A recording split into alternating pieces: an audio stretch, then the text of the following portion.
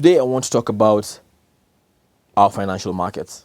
When you were young, as another example, maybe you went to the market with your mom, or you were in the supermarket with your parents and you're shopping, and there's something you saw and you wanted it. Now, at this point, there is a supply and there's a demand. The supply is a shop. They have what you want. The demand is you. You're a tiny kid. You want a toy car. You're a tiny kid on a Sunday afternoon. You're hungry. You want fries. You want chips. You are the demand. The supply is in the restaurant. This is the basic definition of a market. Where supply meets demand is basically a market. Now, there's a famous market in Nairobi town called Wakulima. They say that if you want to get the best produce in Nairobi, you have to be at Wakulima. But the problem is, what time do you need to be there? If you go there at 9 a.m., you will get nothing that is good.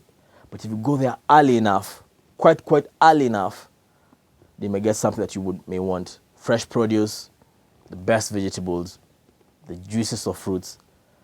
But now the key factor here, as we've seen, is time. The time to get into the market is the key factor here. Now, there are two levels of markets in our country. There's a primary market and there's a secondary market. What do you understand by the term primary market?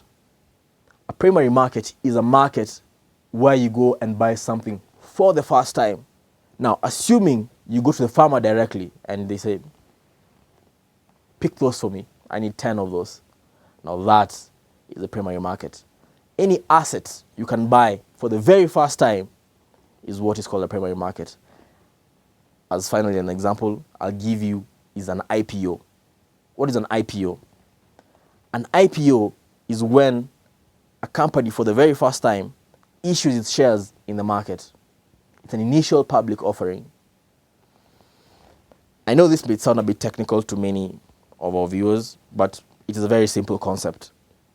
Assuming you want to share something with your friends for the very first time, it may be funds that you acquired through a good investment, it may be some property, it may be anything that is an asset, and an asset being something that gives you value at the end of the day. Assuming you want to share out this resource with your friends. Now, if it is the very first time you're doing this, then that is a primary market. What comes as a primary? The secondary market. As we've said, it is the opposite of the primary market. Anything you buy for the second time, if I come and buy something from you as a second-hand item, a sold car, food that is delivered the next day, that is a secondary market. Now, there are assets that we invest in that form this notion. The shares, you're not the first person to own shares, and you'll not be the last. So they keep on transforming into our system. In this segment, I want to talk about two key items that fall under real estate. One is a residential property, and two is a commercial property. Shelter is a basic need to us humans. And as we develop as a country, housing has become a key agenda. As we all know, it's one of the big four agendas in the president's agendas of 2030. But that aside, all this real estate we see coming around, what is the end purpose? Are people putting up buildings to rent them out? Are they putting out for apartments? Are they putting out for offices? All this from the basis of understanding on property. The four key areas that are very simple when we talk about property. One, the returns. Two areas, rent, commercial. Two, tenants.